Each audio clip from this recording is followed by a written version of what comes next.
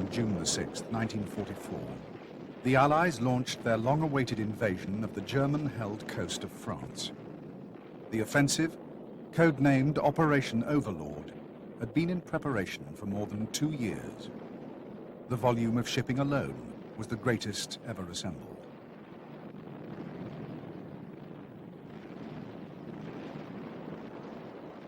The Allies also possessed overwhelming superiority in the air, not only in terms of numbers, but in the sheer technical excellence of their aircraft. No other military operation in history boasted such a wealth of hardware. No other operation was so intricately planned.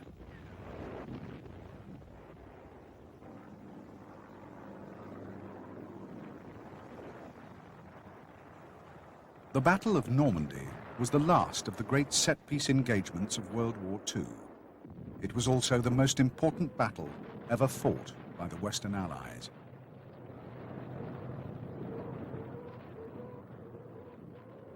Had they failed in Normandy, the future of Europe would have been settled between rival tyrannies on the Eastern Front. Victory not only ensured the ultimate defeat of Germany, but the restoration of freedom and democracy to the conquered populations of the West.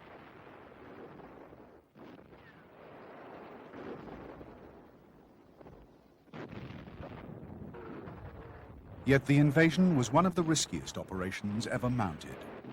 The French coast was known to be strongly defended, and behind the fortifications of the Atlantic Wall were some of the most formidable divisions in the German army.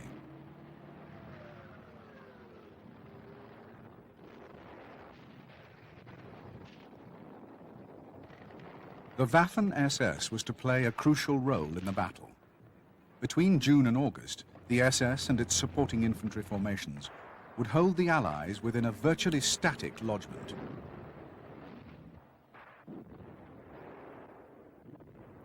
The battle was the swan song of many of these divisions.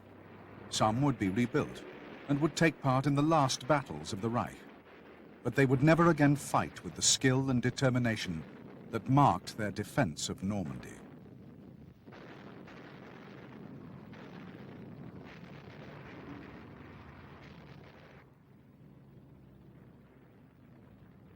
Defeat in France was a catastrophe for Germany, more damaging to morale than any comparable reverse on the Eastern Front.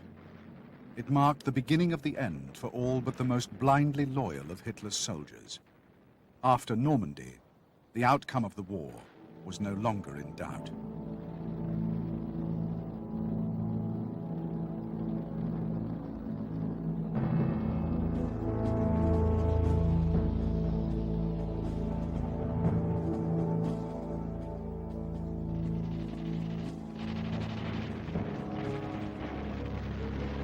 By 1943, the grey tide of German arms had at last begun to recede.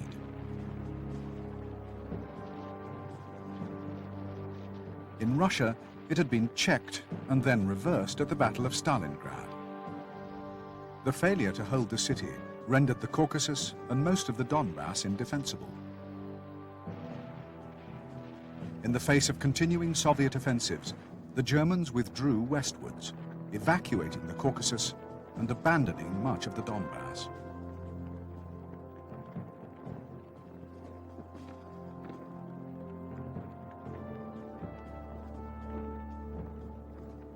During the spring, the German armies in Russia reinforced and re-equipped.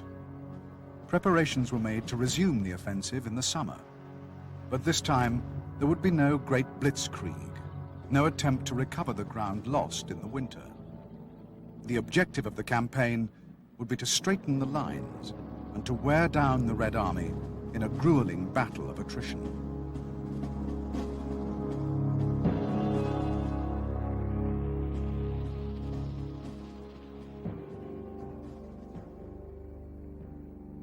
The focus of the attack was a huge salient around the city of Kursk. The salient was an obvious target, threatening Orel and Kharkov. In anticipation of an attack, the Russians had fortified the salient with a series of defensive lines, in places more than 20 miles deep. In July, the offensive was launched with simultaneous attacks from the north and south. But despite a heavy concentration of strength, the attacks failed, and within a few weeks, the Germans were once again in retreat. Soviet counter-offensives now opened on either side of the salient, and soon the whole front was in motion. In the autumn, the Russians seized 3 important bridgeheads on the Dnieper, and by the end of the year, they had won control of most of the West Bank, recaptured Kiev, and cut off the German forces in the Crimea.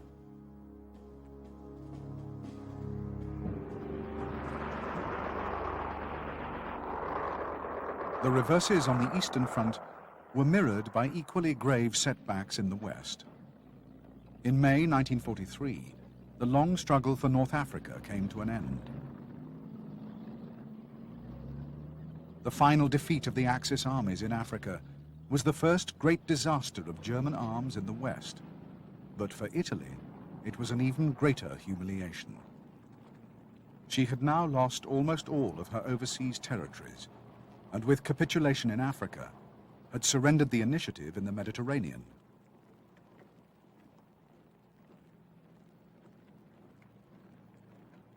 To capitalize on Italian disarray, Allied planners agreed to a series of limited operations against Italy. The initial target was Sicily. Control of the island would secure the Mediterranean sea lanes, deal a damaging blow to Italian morale, and provide an ideal base for operations against the Italian mainland.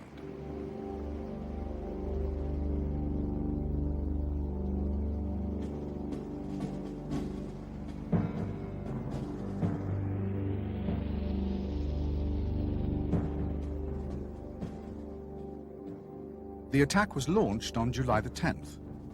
Assault landings took place along a 100-mile stretch of coast between Licata and Siracusa. In most sectors, resistance quickly collapsed, and within a few days, the Allies were firmly established in the southeastern sector of the island. Between the middle of July and the middle of August, the Allies advanced steadily northwards. On July the 22nd, they seized Palermo, cutting off 50,000 troops in the west of the island. 4 days later, the remaining Italian forces, supported by German armored and mechanized units, began a staged withdrawal to the northeast. As the Allies converged on Messina, the Germans established a number of rearguard positions, evacuating the bulk of their own forces, along with 60,000 Italians, across the straits to Italy. Despite the success of the evacuation, the loss of Sicily proved a devastating blow to Italian morale. 2 weeks after the landings, Mussolini was deposed, and the new Italian government began secret negotiations with the Allies.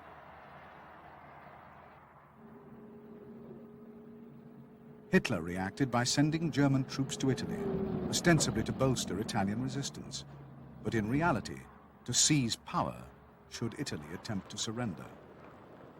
As the situation grew increasingly more confused and more volatile, Allied intervention became more certain.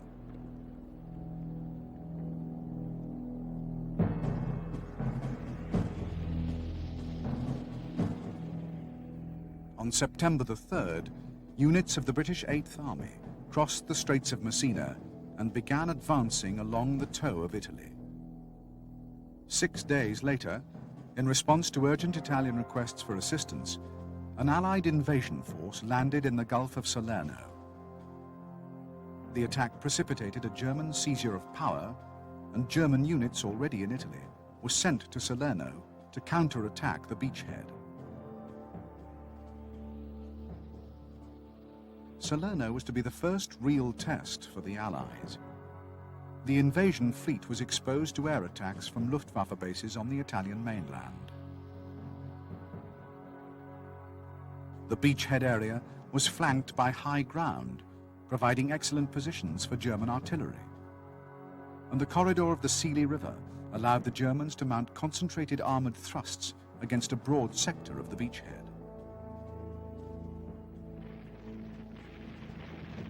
For a week, the Allies clung tenaciously to their lodgment. German counterattacks were broken up by naval gunfire, directed either visually or by shore-based observers. Despite harassment from the air and the loss of 2 cruisers, the warships stood firm, eventually forcing a German withdrawal.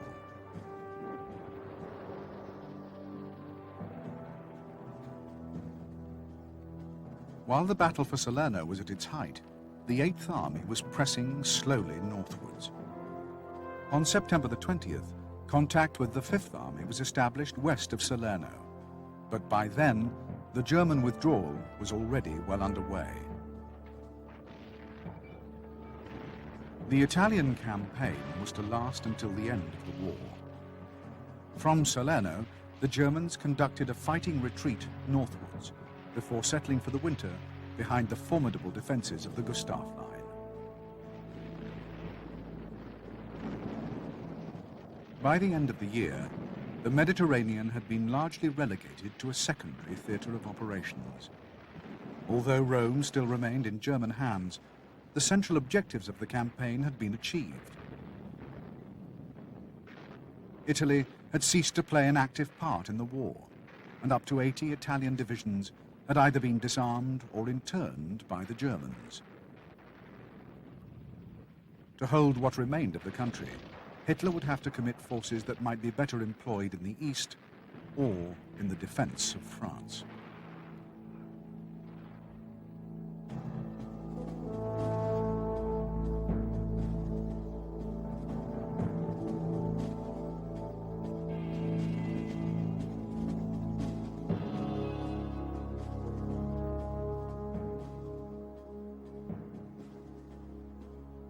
Despite his reputation as Britain's outstanding wartime leader, Churchill was no great strategist, tending to confuse purely military objectives with political goals.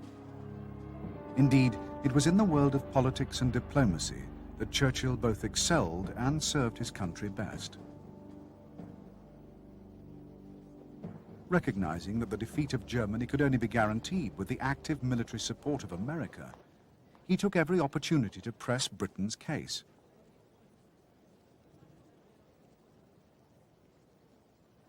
In 1941, he obtained vital agreements on preferential military aid, recognition of mutual interests and aspirations, and in the event of America being drawn into the conflict, a firm commitment to a common set of war aims. Churchill was the driving force behind the campaign in the Mediterranean. But like all of his ventures, it was founded more on political considerations than on military logic.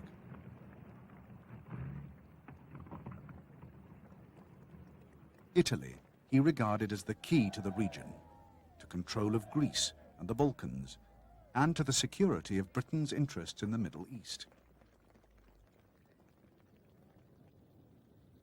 Churchill's commitment to Operation Overlord was always conditioned by wider strategic considerations. From 1942, he believed that the defeat of Germany was assured, and that the fragile alliance with Russia would prove short-lived. The future containment of Soviet expansion would, in his view, be best achieved by a concentration of effort in the Mediterranean, even at the expense of postponing Overlord until 1945.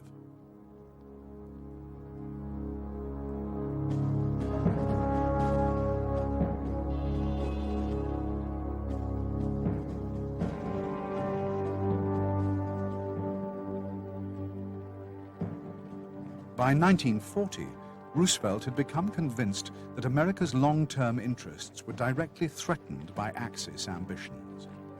Although neutrality still remained the guiding principle of American foreign policy, Roosevelt from this time onwards exerted every influence to lend assistance to Britain and to prepare America for a conflict that he believed was inevitable.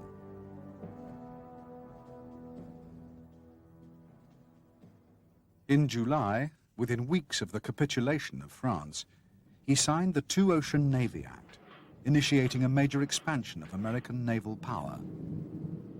In September, he introduced conscription with the Selective Service Act, and in March of the following year, he inaugurated Lend-Lease, an arrangement by which Britain and later Russia would receive military aid denied to the Axis.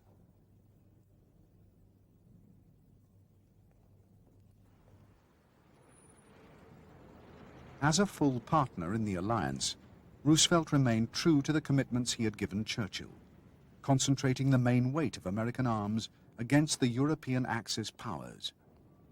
For Roosevelt, the defeat of Germany as the senior Axis partner was an overriding priority, and his preferred strategy was for an early invasion of France.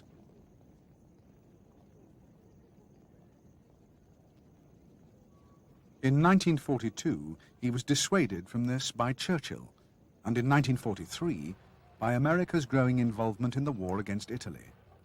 Nevertheless, he remained a firm advocate of a cross-channel attack and regarded the Mediterranean as a diversion.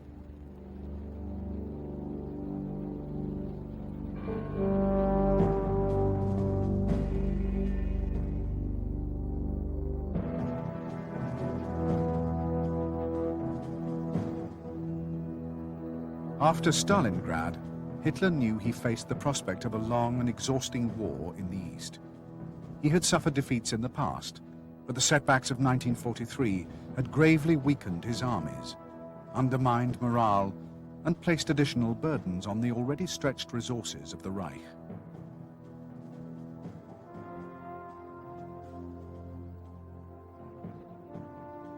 Yet he still believed himself marked by Providence. Victory was not yet beyond his grasp. In the East, he determined to hold fast, fighting for every town and village, while preparing for what he believed would be the decisive battle in the West.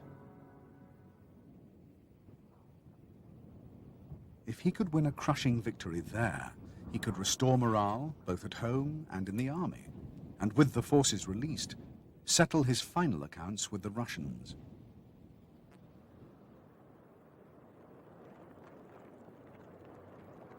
Hitler was under no illusion as to where the battle would take place. In 1942, he had known that the Allies were not yet strong enough to mount a serious attack on the French coast. In 1943, he had judged that the campaign in the Mediterranean would take up most of the available Allied resources. But he was also aware that Italy offered only a long and tortuous road to the Reich, and that the Mediterranean was no more than a diversion.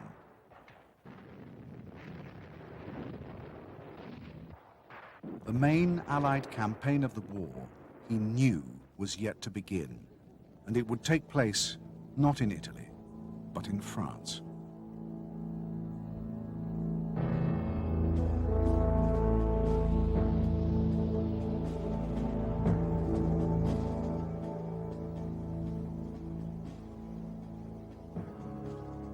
Outline plans for a cross-channel attack had been drawn up as early as December 1941, and within weeks, regular American forces had been embarked for England.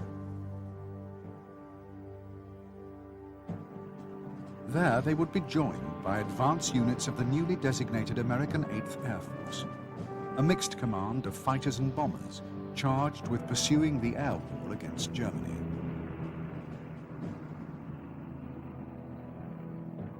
This build-up of men and material was recognized as an essential first step to an invasion of France. In 1942, however, insufficient forces were available for an operation of this magnitude, and most of those arriving would later serve in the Mediterranean. In 1943, the Mediterranean remained the principal theater of operations, but the build-up of men and equipment in Britain continued. At the end of the year, Allied plans for a cross-channel attack took a step nearer to realization. At the Tehran conference, the decision was taken to launch Overlord no later than the summer of 1944.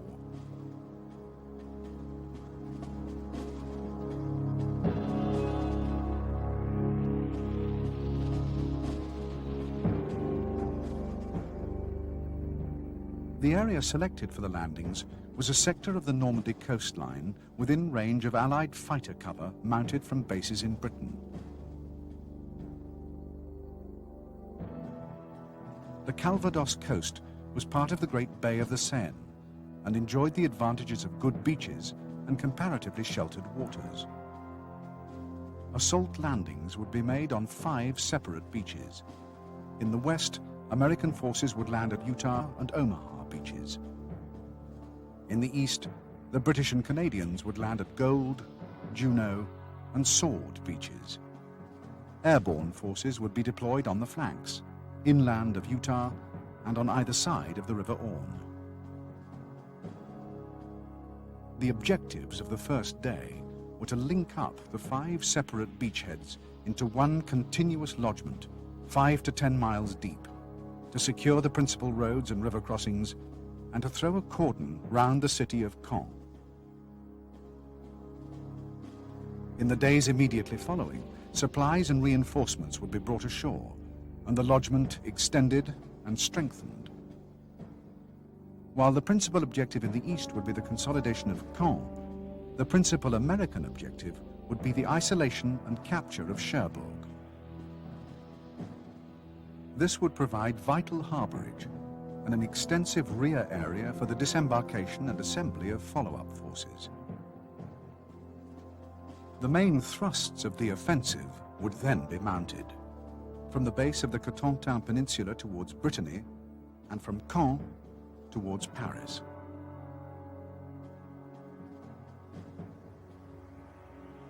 To ensure the success of Overlord, air and naval support was seen as crucial. Naval forces would be required for mine clearance, convoy escort, and fire support.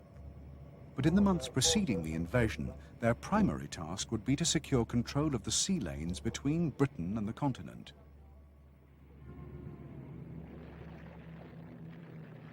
These operations were complemented by air attacks on enemy shipping and by attacks on ports and harbours on the continental coast.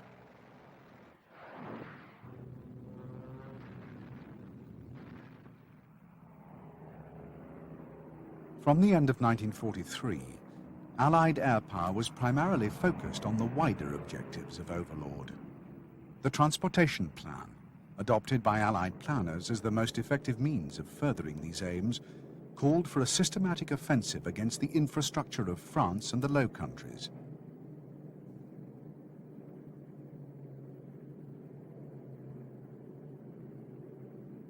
Initially, this offensive would be concentrated on the railway system, the marshalling yards, repair shops, and major junctions. But as D-Day approached, the scope of operations would be widened to include all transport targets, as well as signals, communications, and radar networks.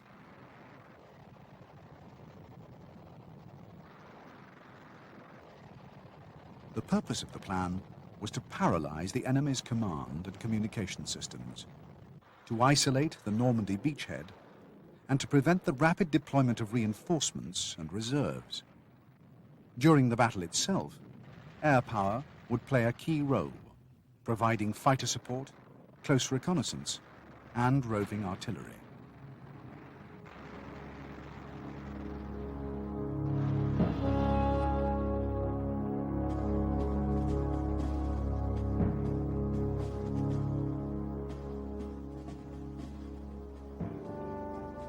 Hitler's strategy for the defense of France rested primarily on a series of coastal fortifications known as the Atlantic Wall.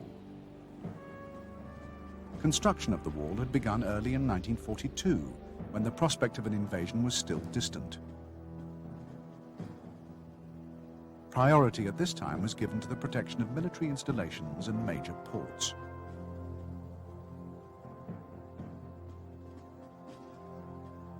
Work on the wall continued throughout 1943, but with the concentration of Allied forces in the Mediterranean, there was little sense of urgency. Plans for a continuous belt of fortifications were still largely unrealized, and the wall was in most sectors far from complete. Then, in December, Hitler ordered that work on the wall be stepped up. Priority, henceforth, was to be given to the defense of the West.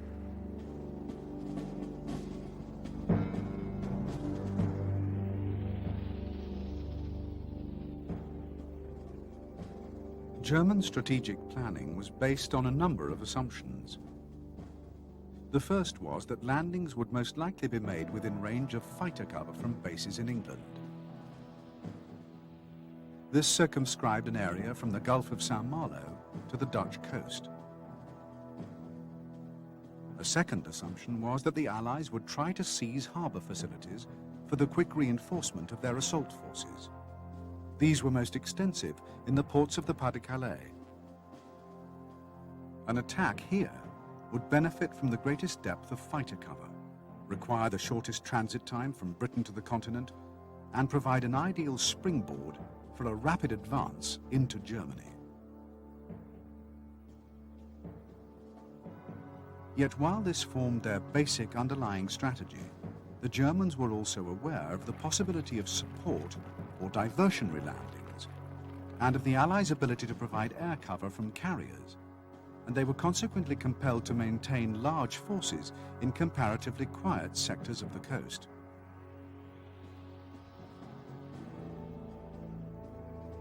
For such a broad deployment to be effective, it was imperative that the landings be contested from the outset at the water's edge. Every beach between Denmark and the Brittany coast was to be made impassable. Civilian, military, and conscript labor would be called upon. Thousands of new artillery, machine gun and mortar positions were to be built by April at the latest.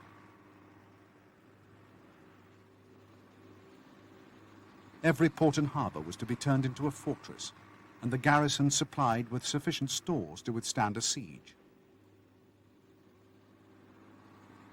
Priority was to be given to the Pas-de-Calais.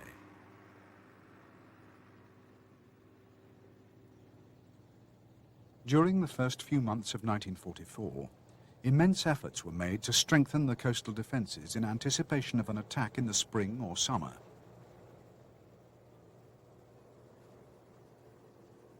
Naval batteries and heavy artillery were housed in nearly impregnable concrete bunkers. Many of these guns were capable of ranging far out to sea and engaging the most heavily armed warships.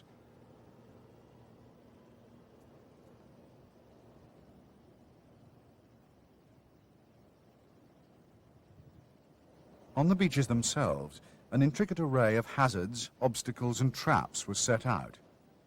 Behind these were minefields, anti-tank ditches and ramps, blockhouses, and entanglements of barbed wire.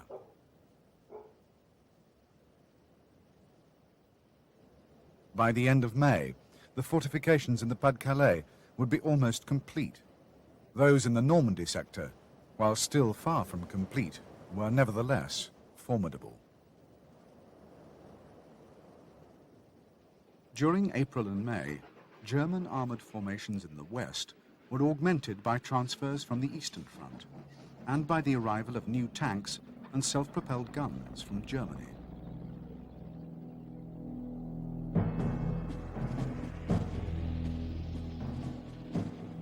As D-Day approached, German strength in the west increased from 53 to 57 divisions.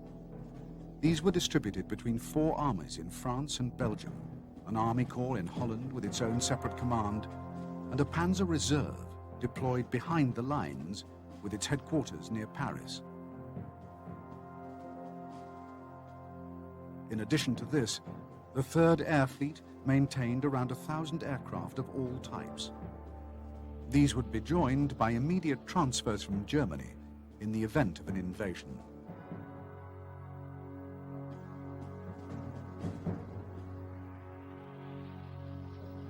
These then were the forces available to Hitler on the eve of battle. The strategy for defense was as yet flexible. No one knew for certain where the Allies would strike. The first and principal line of defense was of necessity the coast itself. Behind the Atlantic Wall lay the 4 armoured divisions of Panzer Group West. If the wall was breached, their task would be to counterattack and contain the lodgment while forces were transferred from other sectors, and if necessary, from other fronts.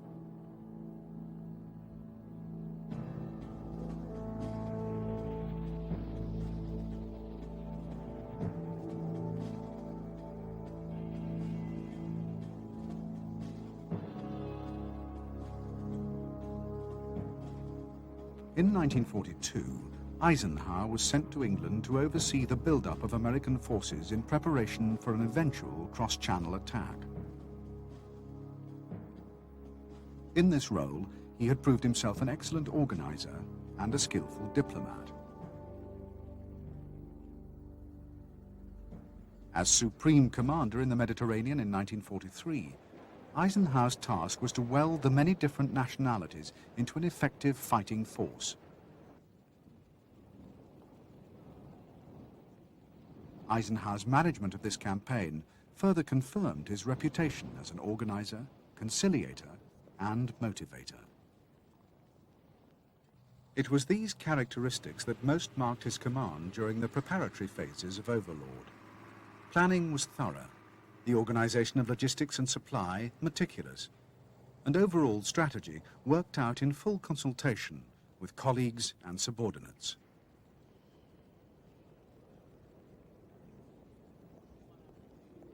As a field commander, Eisenhower was aware of his limitations and relied extensively on the experience and abilities of others, appointing Air Marshal Tedder as his deputy and General Montgomery as his land forces commander.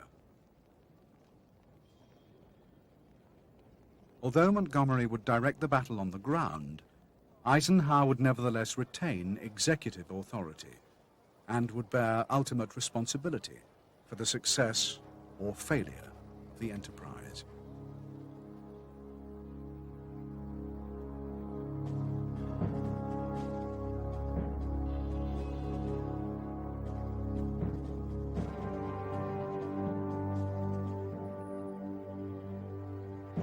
As one of the Wehrmacht's most experienced and respected officers, Gerd von Rundstedt was a popular choice as Commander-in-Chief West, but his task was far from enviable. Too often, requests for men and equipment were ignored, and his operational authority was constrained by Hitler's specific directives for the defense of France.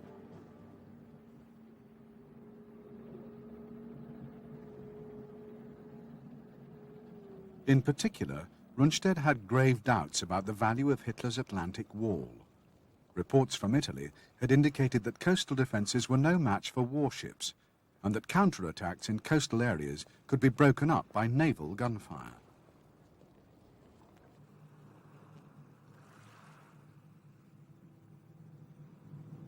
Rundstedt's own preferences were for a defense in depth, maintaining the strongest. Rommel's prestige was almost equal to that of Rundstedt. Moreover, he too had direct access to Hitler, a complication in the chain of command that could only augur ill for Rundstedt's control of the battle.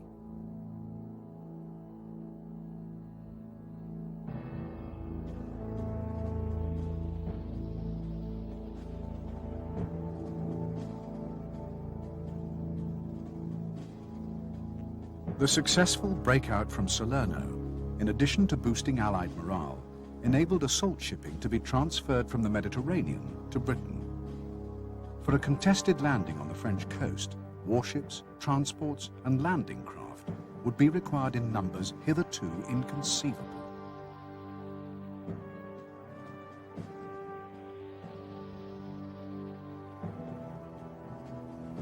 Of the 5,300 vessels that would form the invasion fleet, roughly a quarter were warships.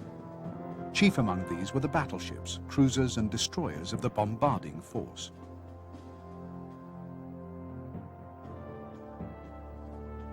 In support of landings in the Mediterranean, they had demonstrated a deadly combination of accurate and heavy gunfire. This would be the battering ram that would breach Hitler's Atlantic Wall.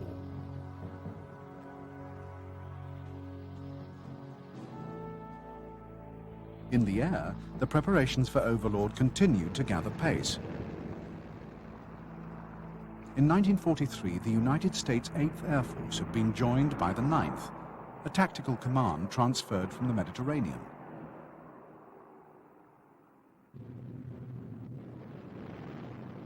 In 1944, these forces, in association with the RAF, initiated a major campaign of high-profile attacks on vital strategic targets both in France and Germany.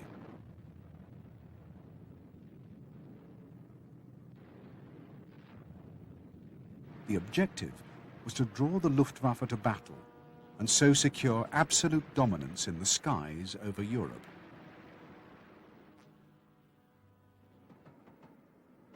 By the spring of 1944, Allied preparations for a cross-channel invasion were nearly complete. The build-up of men and equipment in Britain was reaching its climax. Hardly a town or county remained unaffected. Everywhere, ordnance depots, tank parks, and supply dumps proliferated.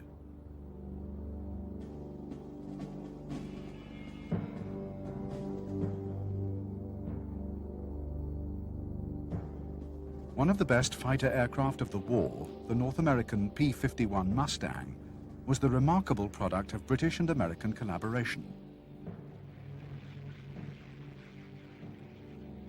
Built in America to British specifications, and with a Rolls-Royce Merlin engine, it outperformed every other fighter then in service.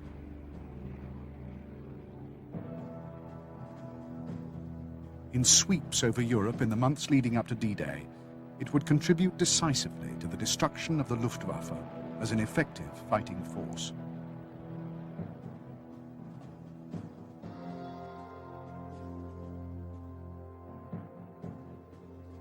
The Hawker Typhoon was originally designed as a pure fighter, a replacement for the now obsolete Hawker Hurricane. But it was as a ground attack aircraft that the Typhoon and its later variant, the Tempest, were to excel.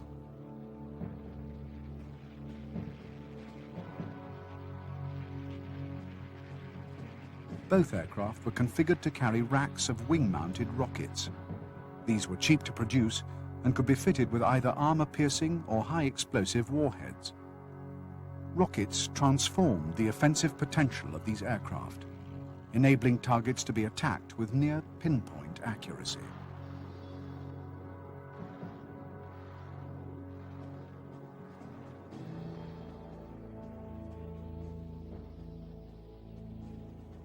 Of the many varieties of amphibious assault craft available to the Allies, the largest and most indispensable was the landing ship. These vessels marked a revolution in maritime technology. In contrast to the landing craft, the landing ship was a fully seaworthy vessel, yet it performed an essentially similar function, and on a vastly greater scale.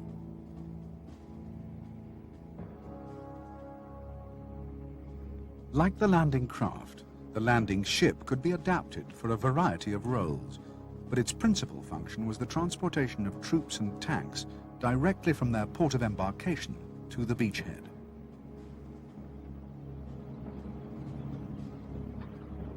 Landing ships had only entered service in 1943, but had already demonstrated their value during the invasions of Sicily and Italy.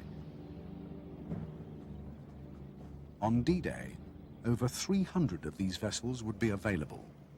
They would be the workhorses of beachhead reinforcement and supply.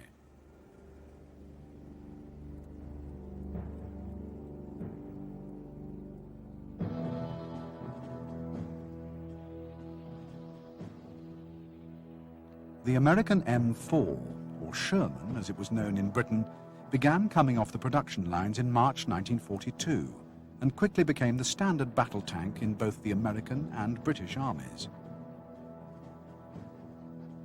Although poorly armed in comparison to German tanks, the M4 was cheap and easy to manufacture, and vast numbers were available for the invasion.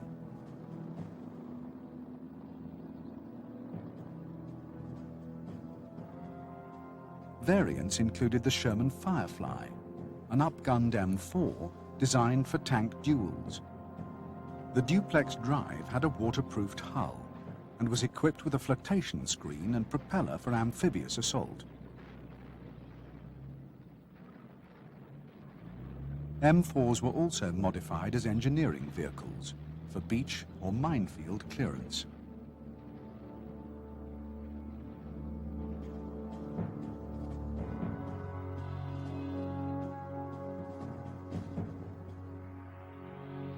In coastal areas, the final training of assault troops was underway. As D-Day approached, the exercises were made more complex and realistic. Beachhead management and control assumed greater importance. Assault parties were trained to engage pillboxes and bunkers, and naval shore parties to coordinate fire support.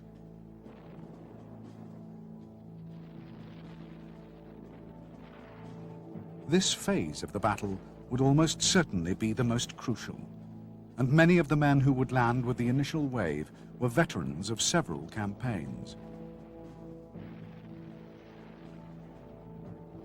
Others were regular army and had been training and preparing for years, but of those in the following waves, the vast majority had yet to be tested in action.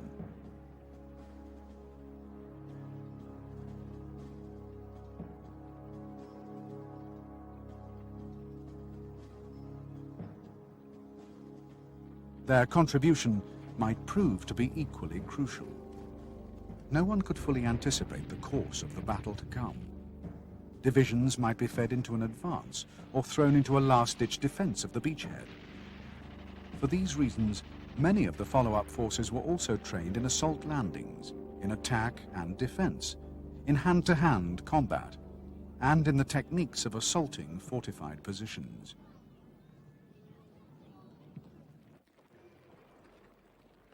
Among all the services, morale was high. There was a feeling of common purpose and a sense that the war in Europe was reaching its supreme climax. Official secrecy ensured that only a few knew the actual date and place of the landings, but all were aware that D-Day was imminent. All of the essential preconditions for a cross-channel attack had been met. Allied air and naval superiority was complete. The men were well trained and equipped. Many were apprehensive, but all shared a fundamental confidence in their collective ability and in the ultimate success of the enterprise.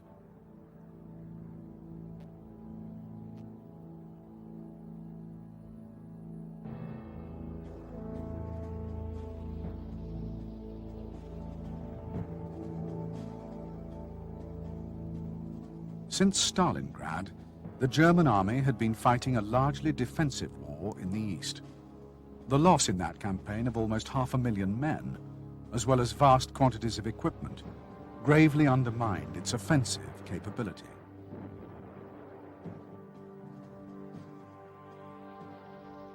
The subsequent destruction of the German forces in Africa and the war of attrition in Italy only served to further diminish this once formidable war machine. Yet neither then, nor in 1944, was there any fundamental revision of the German order of battle.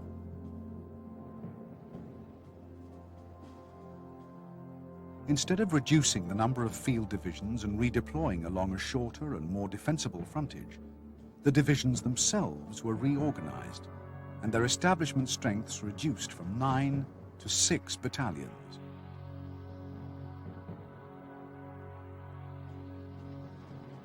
Even divisions that had been utterly destroyed were reconstituted with skeleton cadre and slotted back into the order of battle.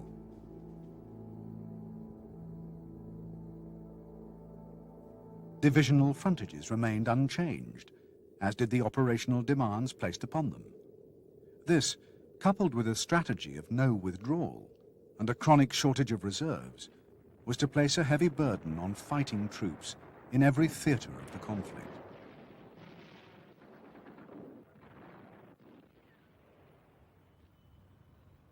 In Normandy, the 7th Army was similarly composed of understrength divisions, many of which were ill-equipped and included units unsuitable for anything other than static defense. This situation was only partly redeemed by Rommel's emphasis on fixed fortifications and the rapid deployment of armor.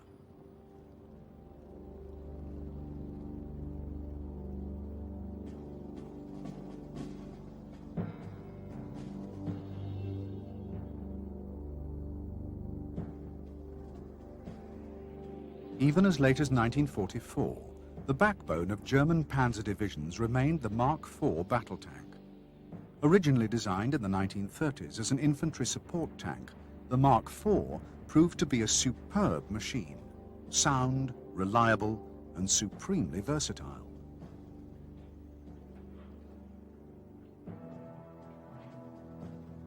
From 1941, the Mark IV was given additional armor and re-equipped with successively heavier armament.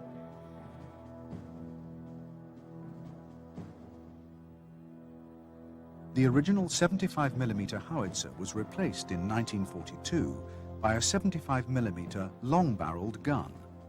This in turn was superseded in 1943 by a longer-barreled, high-velocity weapon. Progressive improvements in armor were made possible by the superiority of the basic design. Between 1941 and 1944, protection was doubled, and despite an increase in weight of several tons, there was no significant loss of speed or maneuverability. The Mark IV also proved eminently suited to field refits, and many machines were upgraded in service.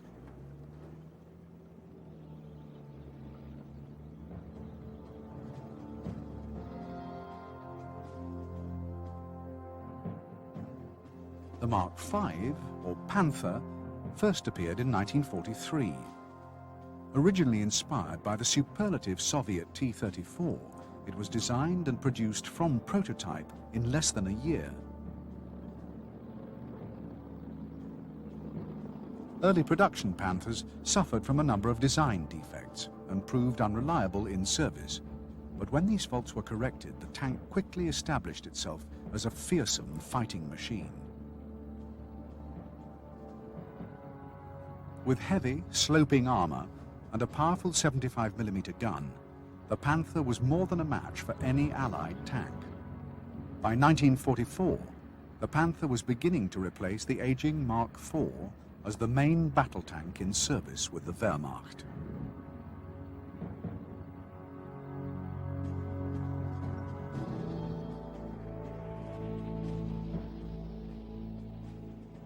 The Mark VI, or Tiger tank, was available only in small numbers.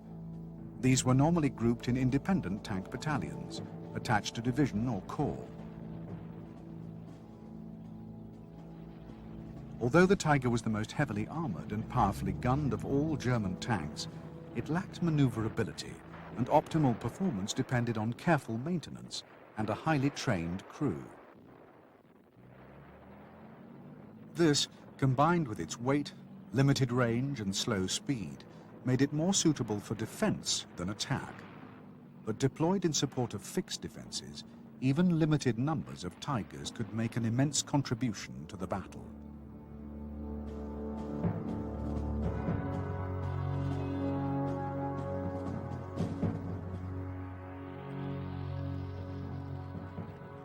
Despite the setbacks and reverses of 1943, morale within the German army still remained high. Among frontline units, there was a conscious recognition of past achievements, a high level of professionalism, and a wealth of experience. Bonds of comradeship formed in training had been tested in the gravest of adversities. This was especially true of the Waffen-SS.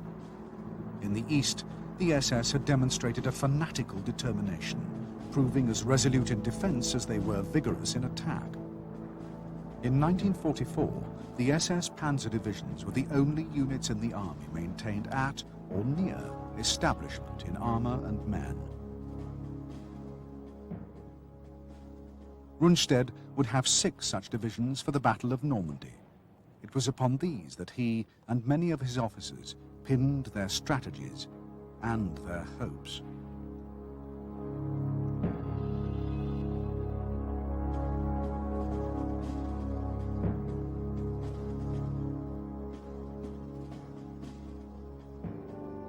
By 1944, the Allies had established a massive lead in the clandestine war of intelligence gathering and deception. While German reconnaissance flights flown over Britain had virtually ceased, those flown over occupied Europe by the Allies were growing more numerous every day. Yet aerial reconnaissance provided only a part of the volume of information that helped to formulate and refine Allied plans. A wealth of information came from the occupied territories themselves.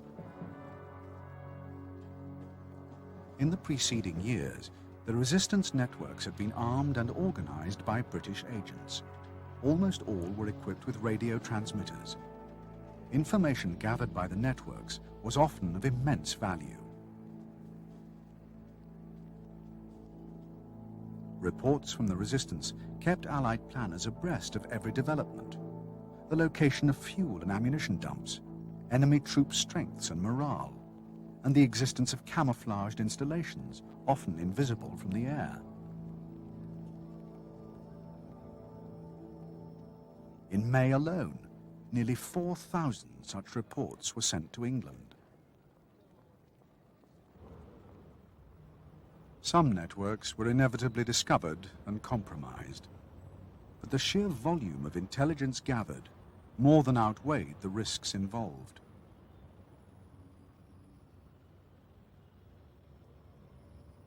Another rich source of information was, ironically, the German army itself.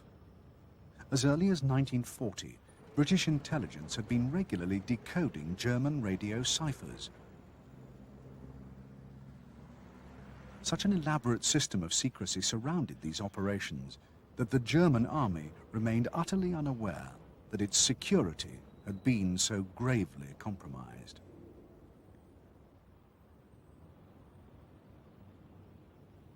From these sources, the Allies knew that the Germans expected the invasion to take place in the area of the Pas-de-Calais.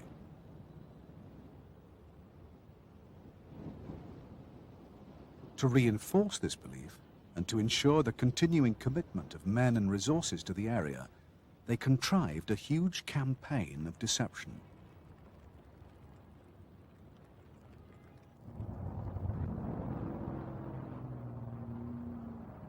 For every mission flown over Normandy, 2 were flown over the Pas-de-Calais. Radio traffic was artificially generated to convince the Germans that this was where they intended to land. Other clues were dropped to suggest diversionary landings would be made in Norway and in the west of France.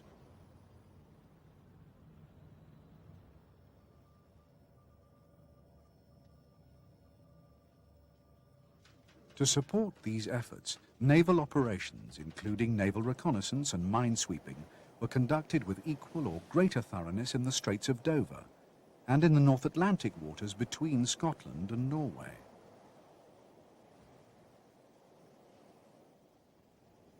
Even when the Allies landed in Normandy, it was hoped that these measures would still have residual consequences, causing the German High Command to hesitate, suspect Normandy of being a diversion, and maintain the concentration of troops in the Pas-de-Calais.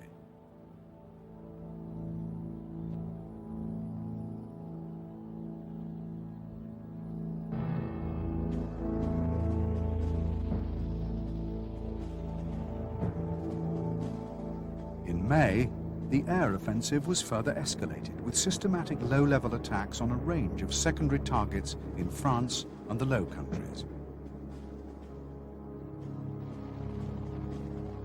These included individual transportation targets, enemy headquarters, radar and communication systems, airfields and bridges, and ammunition, fuel and supply dumps.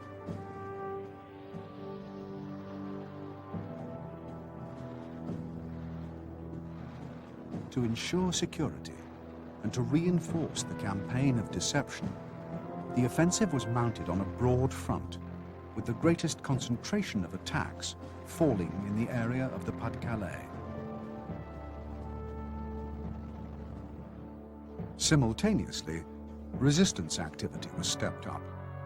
These operations, though necessarily limited and highly localized in nature, helped to further disable the transport and communication systems and to tie up significant German forces that could be more profitably employed in coastal defense.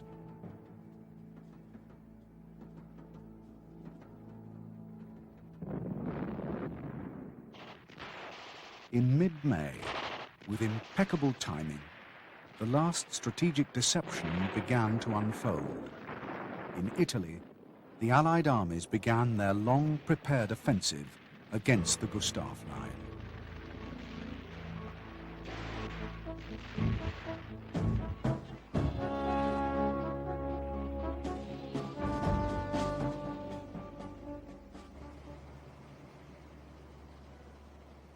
By the end of May 1944, all of the essential preconditions for a cross-channel attack had been met. In the Atlantic and in the waters between Britain and the continent, Allied naval power was supreme. In the skies over France and the Low Countries, their air forces had achieved almost total mastery. In the months leading up to D-Day, the transportation offensive had been pressed with mounting intensity. Throughout northwest France, hardly a bridge remained intact. The radar and communication system was in ruins, and the Third Air Fleet reduced to little more than a skeleton formation.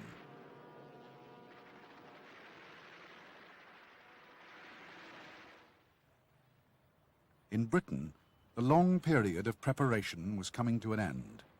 The assembly of men and equipment was complete. Training programs were being wound down, final rehearsals conducted, and the men briefed.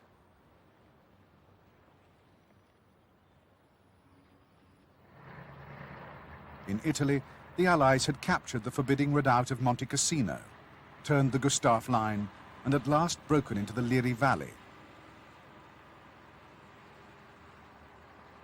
By the end of the month, they were advancing on a broad front. The capture of Rome was now only a matter of time. The month of June opened auspiciously for the Allies. For the Germans, it promised only further exhausting battles and a remorseless, steady withering of their strength in every theatre of operations.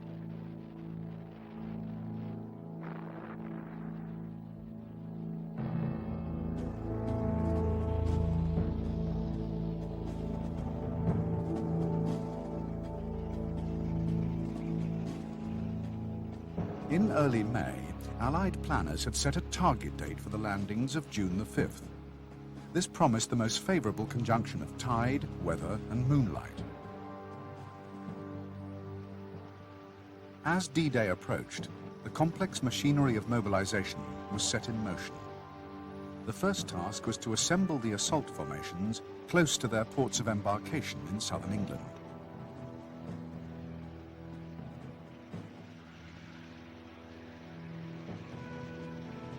This was a massive operation, requiring close cooperation between the various military and civil authorities and conducted amid the tightest security.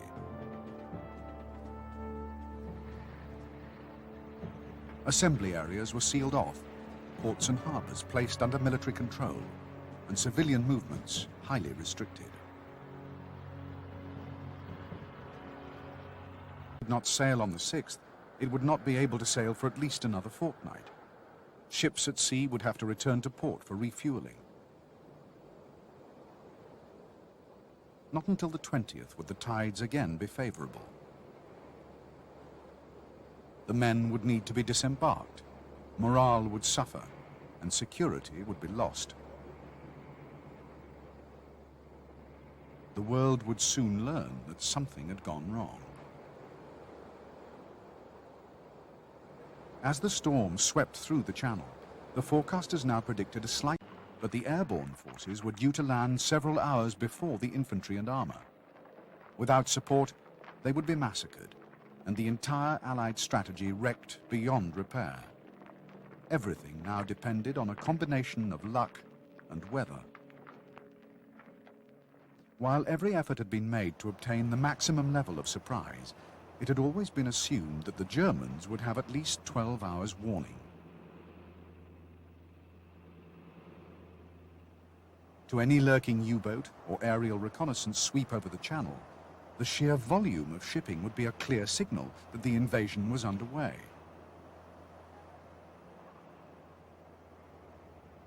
In the event, the failure of the Germans to maintain even this level of reconnaissance was to deliver to the Allies a measure of tactical surprise beyond all their expectations.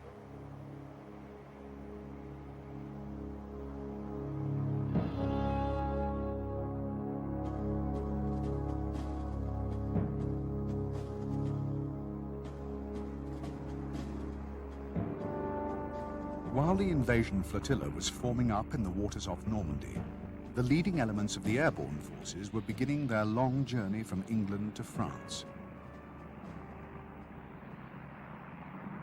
Even now, surprise remained complete. Not until the paratroop and glider landings were fully underway would the Germans have any indication of the force of the blow that was about to fall on them.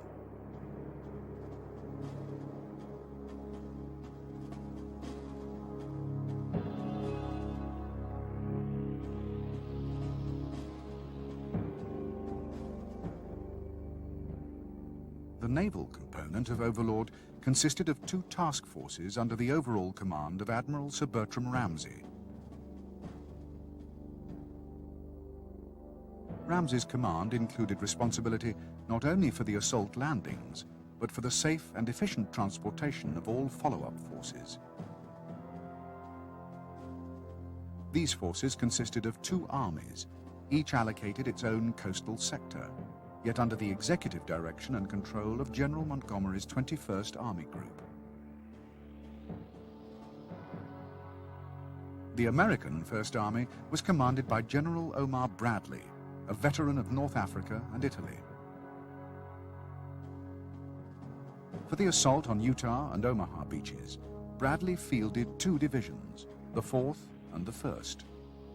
Although infantry formations, they were highly mechanized and possessed their own armored component.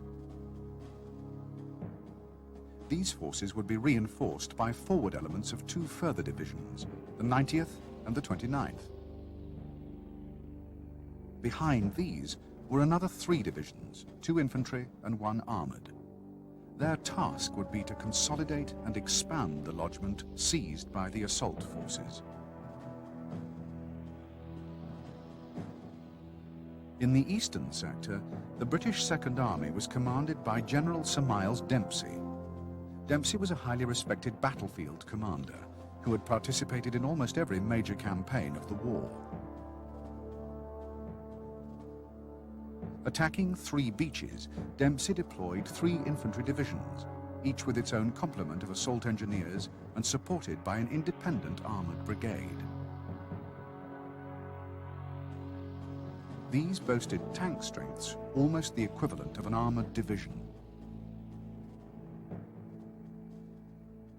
In reserve, and comprising the follow-up force, were a further 2 infantry and 1 full armored division.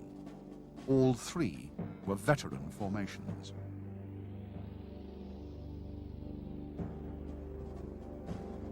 In addition to providing fighter cover and tactical air support throughout the battle, the Allied Expeditionary Air Force was also responsible for the safe transportation and delivery of the airborne forces.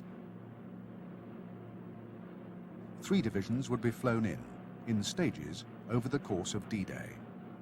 2 American divisions, the 82nd and the 101st, would be deployed on the right flank of the battle zone, with the British 6th Airborne on the left.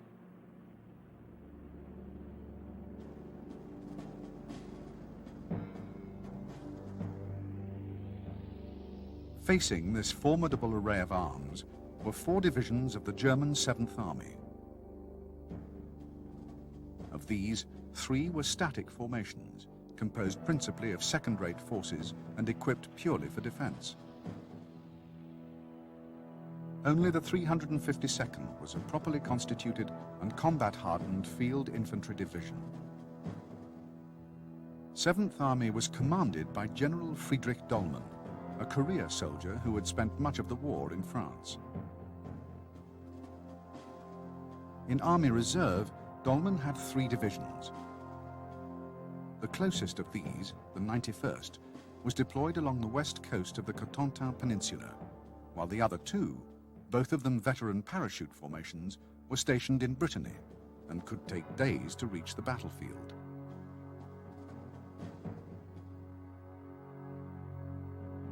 During this critical period, the onus would be on the mobile divisions of Rommel's Army Group B and on the crack armoured and mechanized formations of Panzer Group West.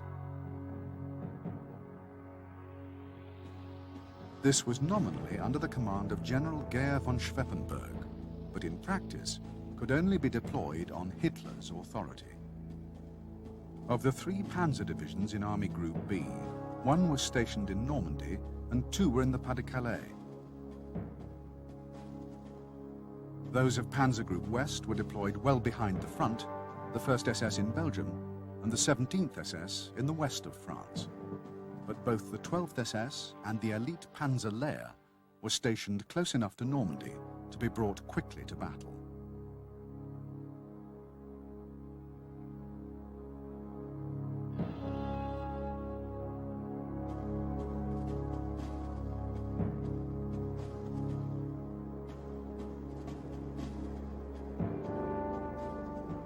The first Allied soldiers to land in France were advance units and pathfinders of the 3 airborne divisions.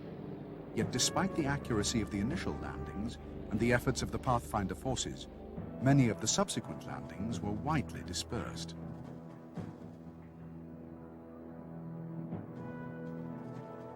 In both sectors, however, sufficient forces were available in the target zones to begin moving on their objectives almost immediately.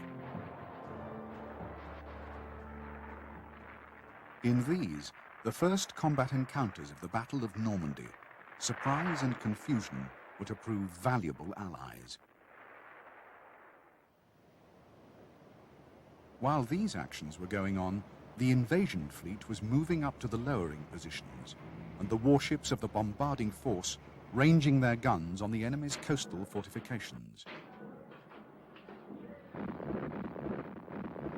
Initially, shore bombardment would be directed by aerial observation, but amongst the first troops to land would be specially trained shore fire control parties. They would maintain contact between the beachhead and the ship's gunnery control officers, calling down fire where and when it was most needed.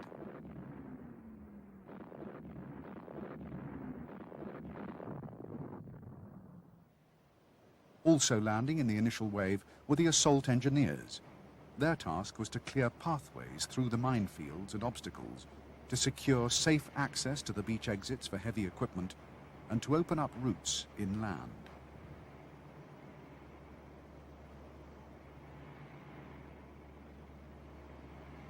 As the first wave of assault craft closed on the coast, the naval bombardment shifted inland, and a final deluge of rockets rained down on the shore. Yet despite the intensity and weight of fire, many of the German defenses remained intact.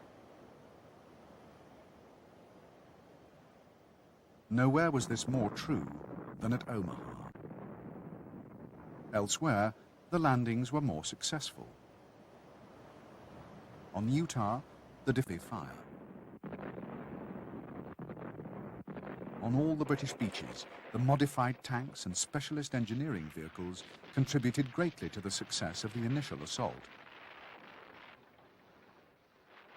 Throughout the morning of D-Day, clearways were progressively widened, pillboxes and strongpoints demolished, and the beach exits cleared of debris and obstacles.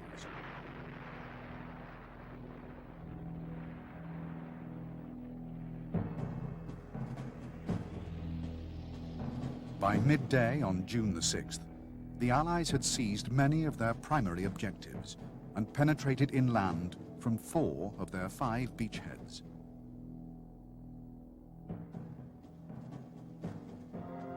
East of the Orne, the 6th Airborne held a commanding salient some 3 miles deep and 2 wide. But from Sword Beach itself, the British had only managed to penetrate a mile inland. This was less than Montgomery had hoped for, and would inevitably jeopardize plans to capture Caen on D-Day.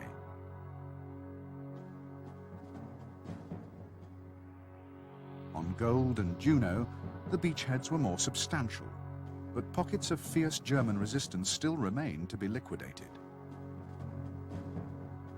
At Le Hamel, where a complex of fortified buildings and pillboxes overlooked Gold Beach, one company of the 352nd held out well into the afternoon.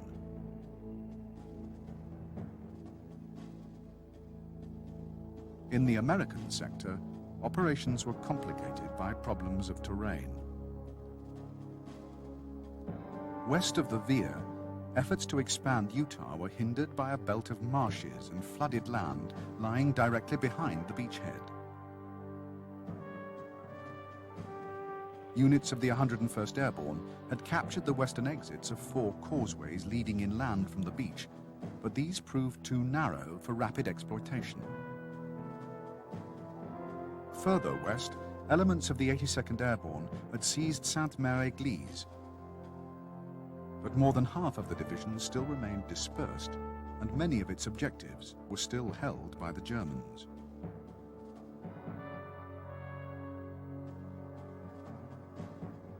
On Omaha, the situation was critical. Only a small proportion of the assault force had been able to get ashore. No more than a few unfortunate battalions of the 1st and 29th Infantry Divisions.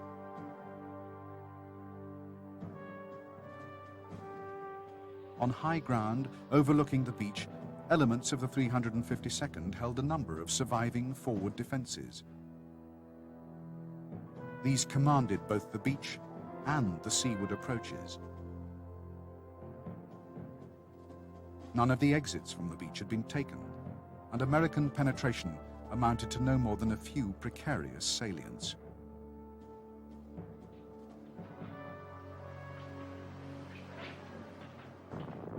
The fate of Omaha hung in the balance for the rest of the day. Offshore, a force of battleships and cruisers laid down a curtain of fire a few miles inland. The objective was to seal off the beachhead and isolate the remaining defenders from any further reinforcement or resupply. Simultaneously, destroyer groups closer inshore attacked strongpoints and fortifications overlooking the beach. The landing of vehicles and supplies was suspended. Instead, further assault troops and tanks were sent in.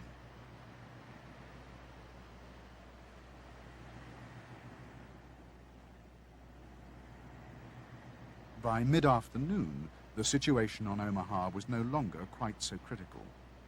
Naval gunfire had proved decisive. The forward defenses were shattered, and American troops were at last pressing inland.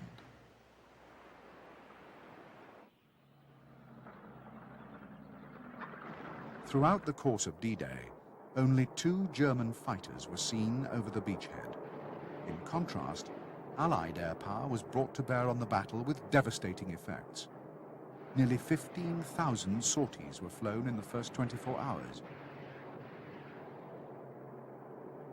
Enemy troop concentrations and armored columns were attacked ceaselessly.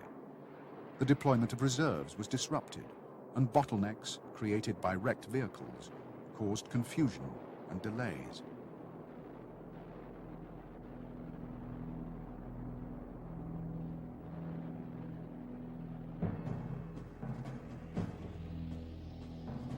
At the eastern end of the beachhead, the advance south from Sword was running well behind schedule.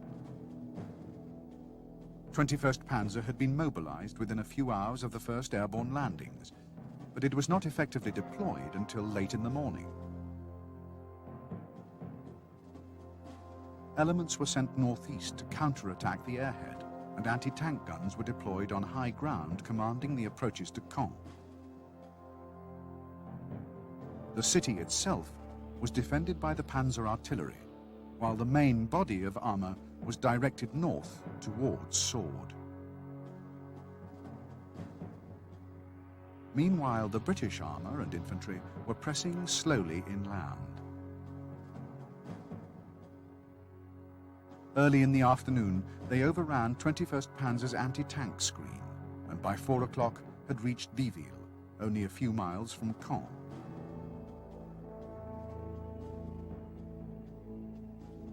West of them, the Canadians were pressing south from Juno, but between Juno and Sword, a 4-mile gap still remained to be closed. It was into this corridor that the German tanks drove.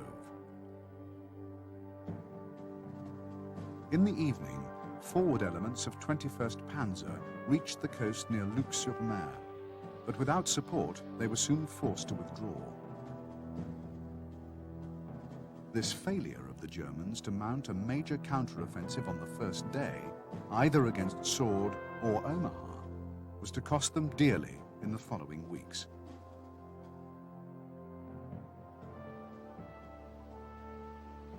As D-Day drew to a close, Allied commanders had cause for quiet confidence. 4 defensible beachheads had been established on the French coast, and a 5th, though still vulnerable and under visually directed artillery fire, was being rapidly reinforced and pushed out.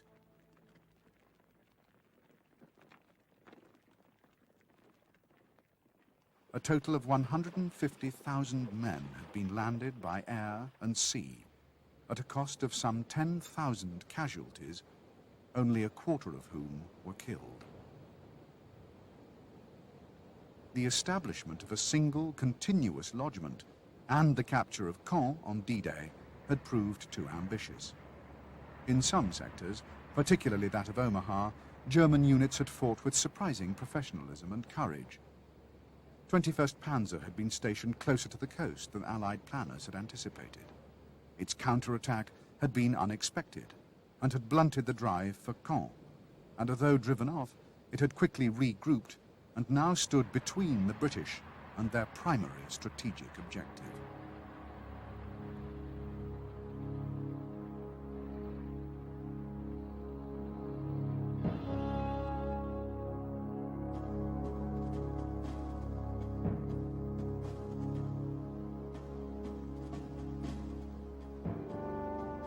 In the days immediately following D-Day, Montgomery's priority was to expand and strengthen the lodgment. The landings were now running between 8 and 12 hours behind schedule, and powerful German armored formations were known to be moving into the Normandy area.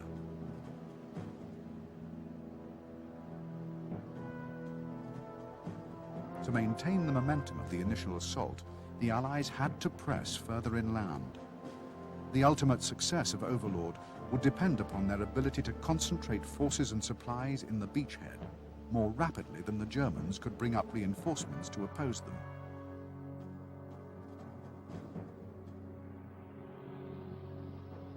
It was imperative to gain depth, to create space for the assembly and organization of follow-up forces, to provide room for maneuver, and to establish the logistical infrastructure to support a major campaign.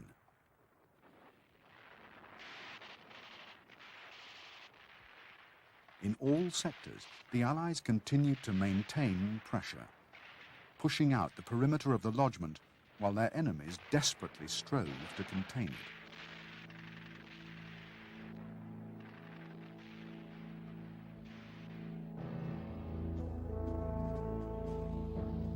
By midday on the 7th, the British and Canadians had secured the corridor between Juno and Sword, establishing a single continuous lodgment between Port-en-Bessin and the mouth of the Orne.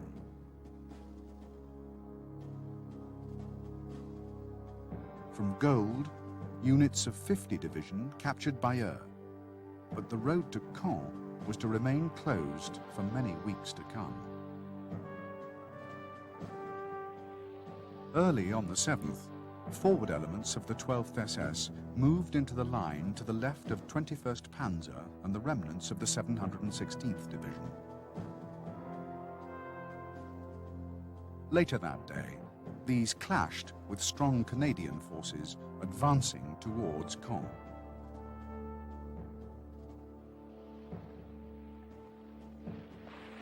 In a series of engagements fought throughout the 7th and the 8th, the Canadians were savagely mauled, their forward units defeated in detail, and their offensive thrown back. By the 9th, the 12th SS was firmly established in strong positions to the northwest of Caen.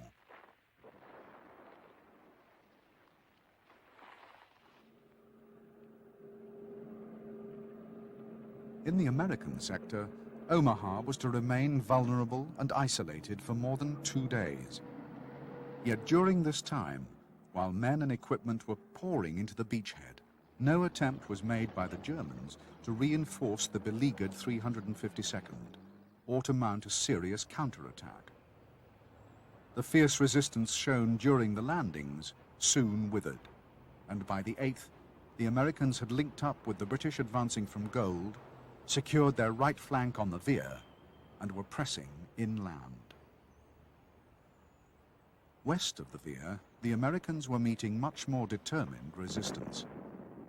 After their initial confusion and hesitation, the German forces in the Cotentin rallied strongly. Reserves were quickly mobilized to prevent any further expansion of the Utah beachhead. For the Americans, progress was agonizingly slow. Their airborne forces, due to be relieved once the beachhead was secure, had to be retained and deployed in offensive operations. On June the 11th, units of the 101st Airborne captured Carentan, and on the following day, linked up with troops from Omaha.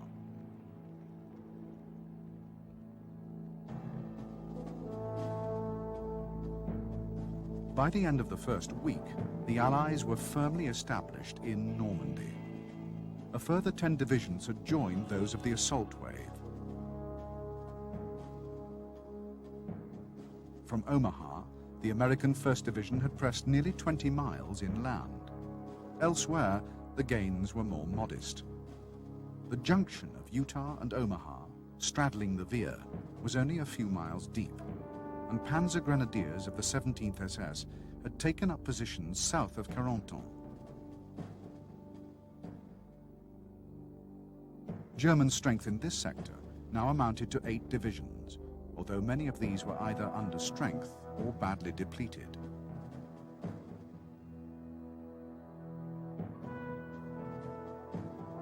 In the British sector, the capture of Caen remained a distant prospect. Here, the Germans were concentrating the main weight of their armored reserves. Panzer Lehr moved into the line on the 9th, and 2nd Panzer a few days later. On the 13th, an attack by 7th Armored towards Villers-Bocage was caught between these formations after its spearhead was broken by a battalion of Tiger tanks.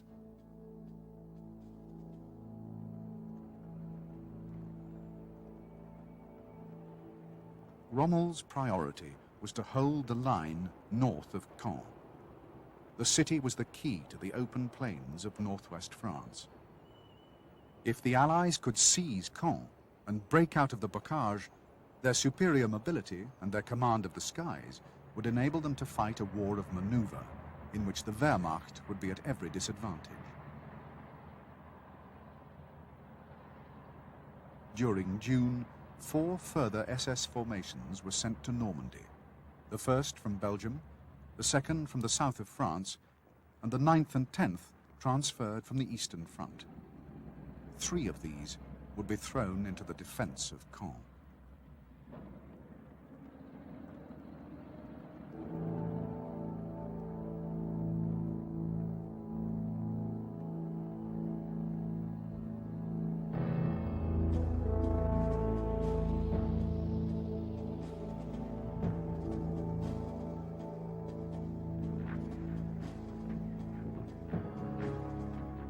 With an almost Herculean task facing the British before Caen, the initiative passed to the Americans. Between the 13th and the 16th of June, the Americans seized bridgeheads across the Merderet and Douve rivers.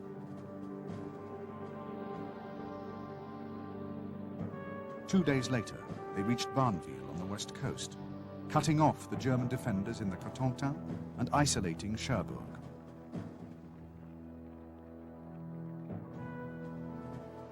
Until Cherbourg could be captured, and its port facilities brought into commission, the Allied build-up depended primarily on two artificial harbours. These had been prefabricated in Britain and were towed across the channel in sections.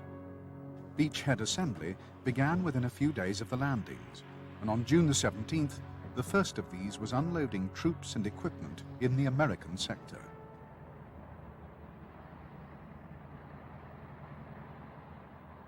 Construction of the British harbour was slower and was still in progress when a severe storm blew up over the channel on the 19th. For 3 days, the storm lashed against the French coast. Very little could be brought ashore. 800 ships were sunk or beached, and more than 140,000 tons of supplies lost.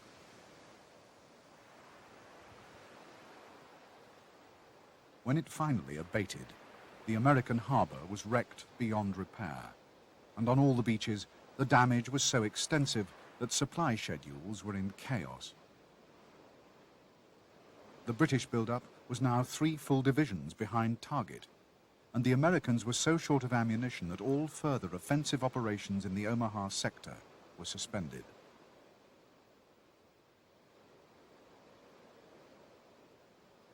The capture of Cherbourg now commanded the full focus of American efforts.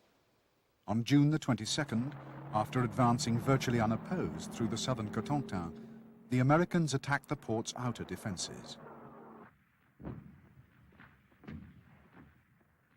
By the 26th, they had broken through to the town. German resistance, though futile, persisted for a further 3 days, enabling the port and harbour facilities to be systematically demolished.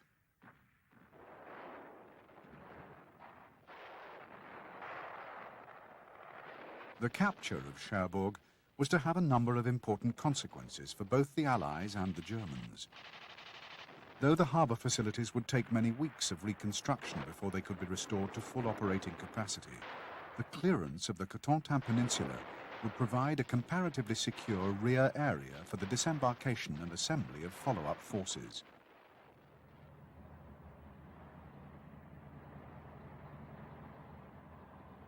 For the Germans, the capture of the port and the loss of some 40,000 of their troops in the peninsula was a grave blow to the combat strength of 7th Army and to German morale in general.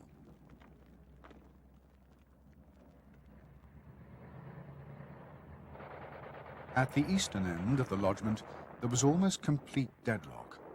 British efforts to dislodge the Germans from Caen had all so far failed, and a major offensive, launched in late June and aimed at outflanking the city from the west, had quickly become bogged down, achieving no more than a small bridgehead across the Odon.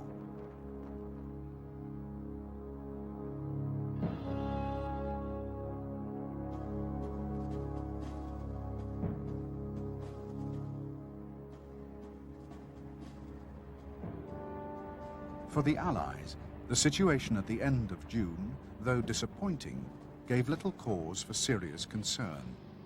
In all sectors, air power had played a key role. In addition to those forces based in Britain, 31 squadrons were now flying from airfields in Normandy. This gave the Allies an invaluable edge. With the Luftwaffe reduced to skirmishing operations on the fringes of the battle zone, these frontline squadrons could operate with virtual impunity, providing tactical support to ground forces quickly and effectively.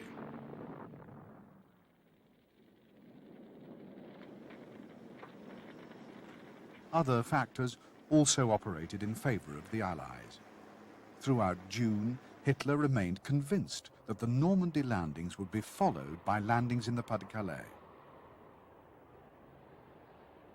Though Rommel and Rundstedt both now regarded this as highly unlikely, Hitler refused to sanction any transfers from this sector to reinforce the 7th Army in Normandy. A few days after the initial landings, he had ordered the launching of flying bombs from bases in the Pas-de-Calais. These, he believed, would quickly force the Allies' hand, resulting in a hastily prepared attack against superior positions and troops.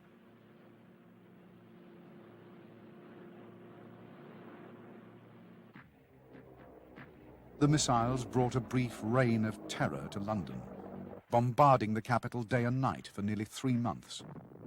But they had little discernible effect on Allied strategy.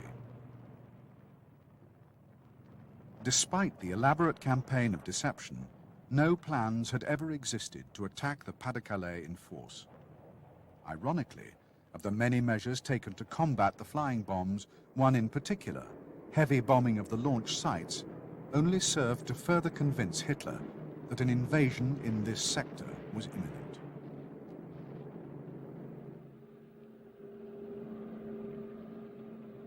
By the end of June, the Allied air and naval forces had transported a total of 850,000 men from England to France. These were deployed in 26 divisions, of which 5 were armored. To oppose them, Rommel nominally had around 20, of which 8 were armored, most of them elite formations. Though many of these divisions were gravely under strength, short of weapons, transport and ammunition, they held strong positions and had proved more than capable of a protracted and bitter defense.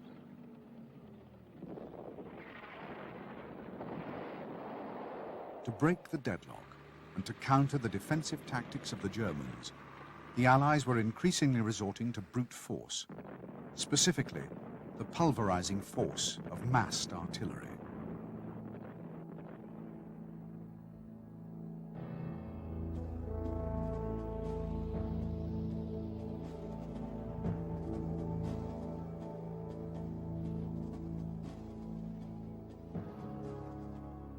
The Bocage countryside of Normandy presented almost insuperable problems to the Allies.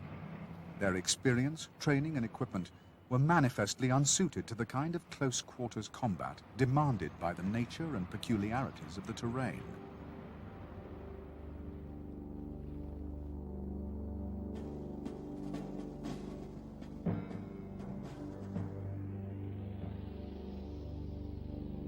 The Bocage lent itself ideally to defense.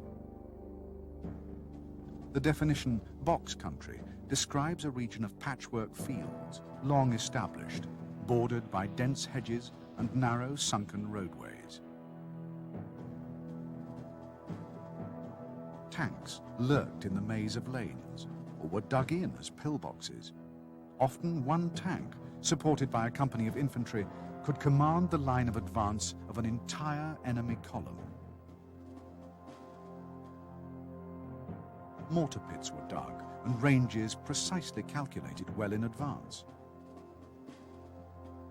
Hedges and ditches provided ideal cover for machine gun positions and concealed rifle points, and fields of fire were established over adjacent farmland.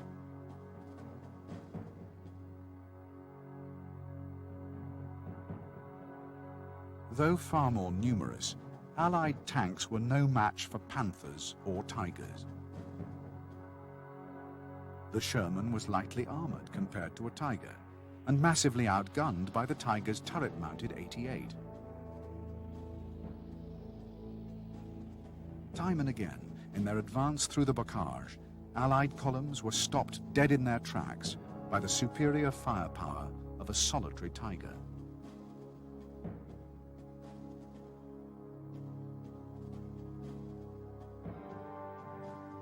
Once halted, the Allied column came under highly accurate and devastating mortar fire, further impeding its mobility and throwing it into chaos and confusion.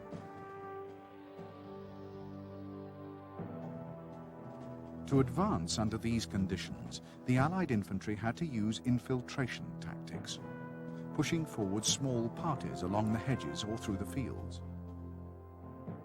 If the Tiger's infantry support could be dislodged, it then became vulnerable to light anti-tank weapons, and because it was also restricted by the Bocage, these could, in theory, be brought to lethally close range.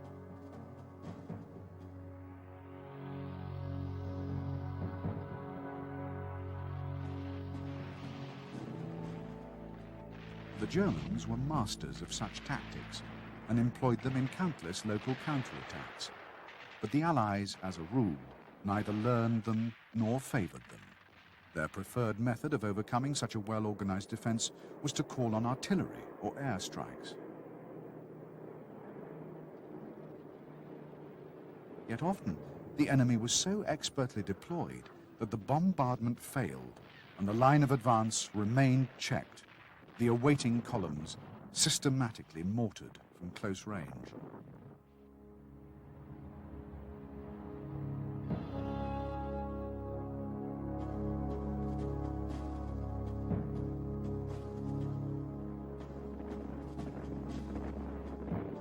During July, the Allies continued to batter their way south. Progress was slow, often agonizingly slow. On average, no more than a few hundred yards a day. Amongst senior Allied commanders, there was a growing sense of unease. They possessed a 2-to-1 superiority in manpower. In equipment, especially tanks and artillery, the superiority was massive. In the air, they were virtually unchallenged. Yet they were unable anywhere to achieve a decisive victory.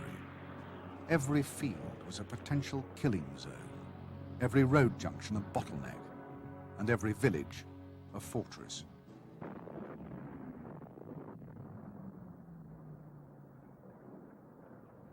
On July the 8th, the British launched a fresh offensive against Caen. The attack followed a massive aerial bombardment in which much of the city was reduced to rubble. On the following day, they reached the town centre, but found the Orne bridges blown and the Germans firmly established amid the ruins on the far bank.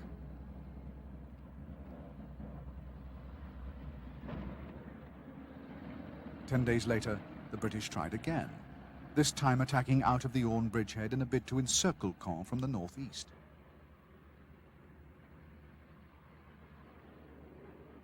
Impressed by the destruction wrought on Caen, General Dempsey had ordered a saturation bombardment of the German positions. More than 4,000 aircraft, combined with naval and ground artillery, to batter great swathes of territory for nearly 3 hours.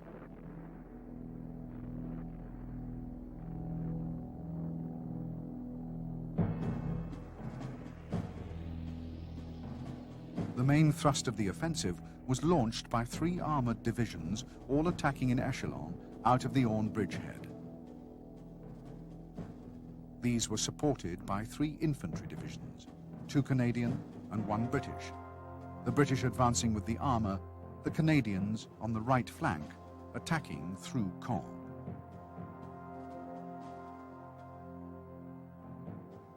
Early British intelligence appreciations had indicated the presence of only 3 German divisions east of the Orne. All of them regular Wehrmacht formations and all exhausted after weeks of heavy fighting. But there were in fact 5, 2 of them SS. The first, still relatively fresh, was the Premier SS formation, while the 12th, composed entirely of Hitler Youth volunteers, had proved itself the most formidable.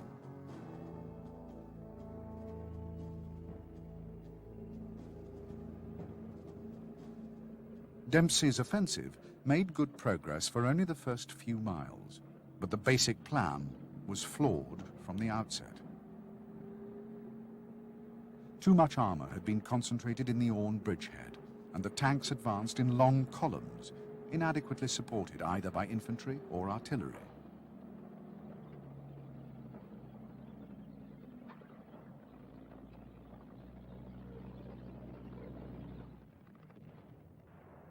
By the afternoon, the Germans had recovered and stabilized the front. British attacks continued for a further 2 days with only modest gains, and by the 21st, the front was once again effectively deadlocked.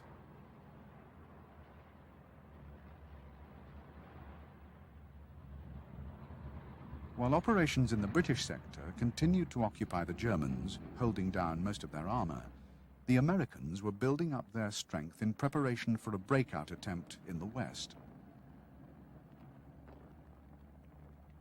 The offensive codenamed Operation Cobra, was launched on July the 25th.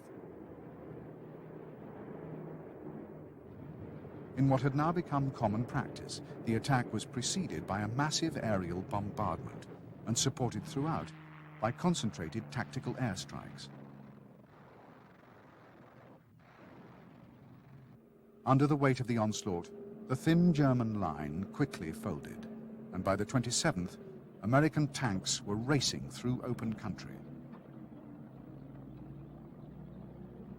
On the following day, they reached Coutances, and 2 days later, Avranches, the gateway to Brittany and the west of France.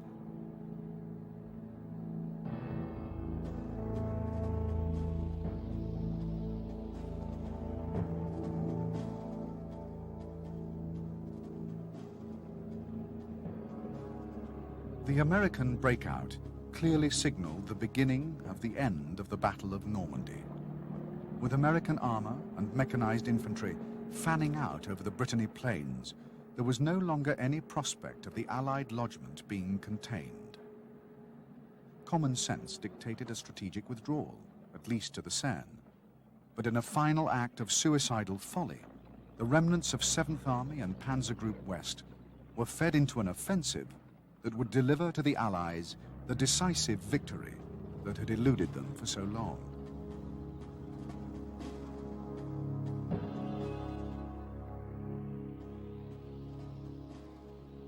In early August, Hitler reorganized his shattered forces in Normandy, redesignating Panzer Group West as the 5th Panzer Army, and creating Panzer Group Eberbach from formations looted from 5th Panzer and 7th Army.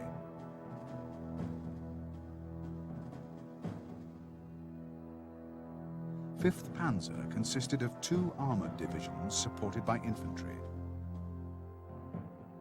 Panzer Group Eberbach accounted for the remaining 7, though many of these were now so seriously depleted as to be incapable of anything other than static defense.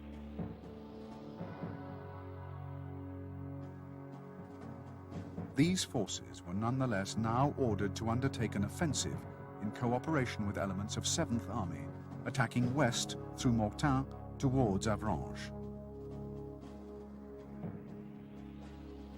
5th Panzer was directed to hold the line east of the Veer.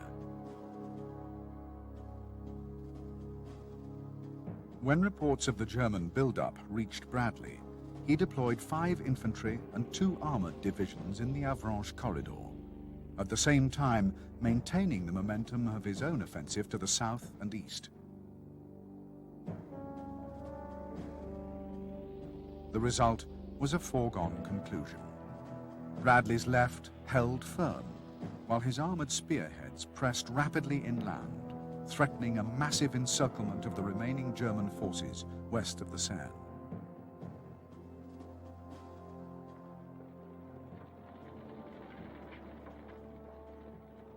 With most of the German armor committed to the Mortain counteroffensive, the British and Canadians were at last able to break out into the more open country to the southeast of Caen.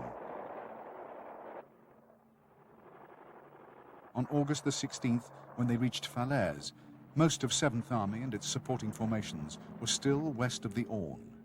On the following day, with his forces in imminent danger of encirclement, Hitler reluctantly authorized a general withdrawal.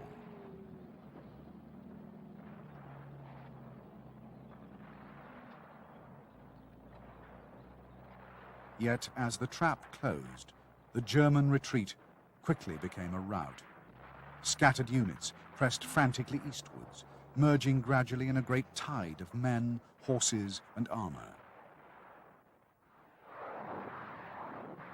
Overhead, Allied fighters and bombers ranged at will, flying thousands of sorties every day, strafing, rocketing, and bombing the disorganized columns.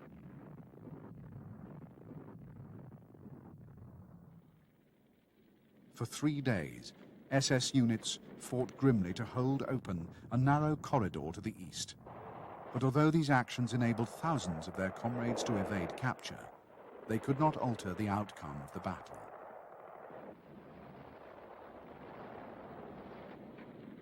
On the 19th, the British and Americans met at Chambois. closing the trap on 7th Army, on Panzer Group Eberbach, and on most of what remained of the 5th Panzer Army.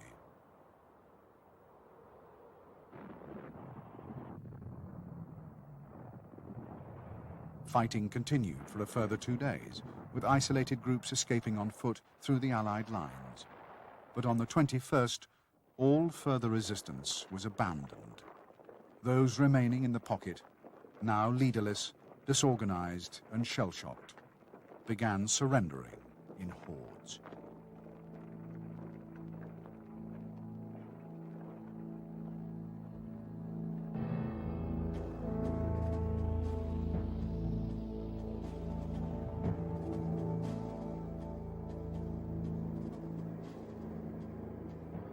Defeat in Normandy in reserve for defense. When the gamble failed, the collapse was as comprehensive as it was quick.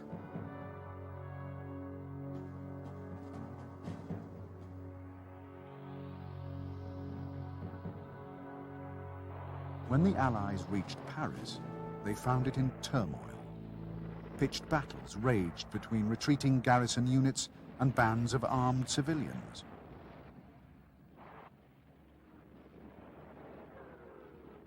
These clashes continued almost to the end of August, by which time a further 20,000 prisoners had been taken.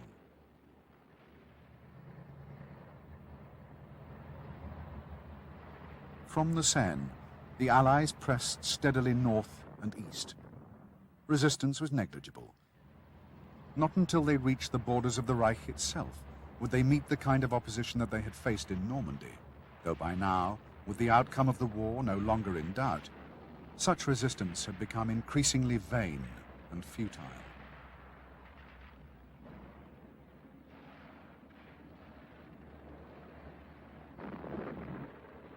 In the last months of the war, Germany would be squeezed remorselessly from the east and from the west.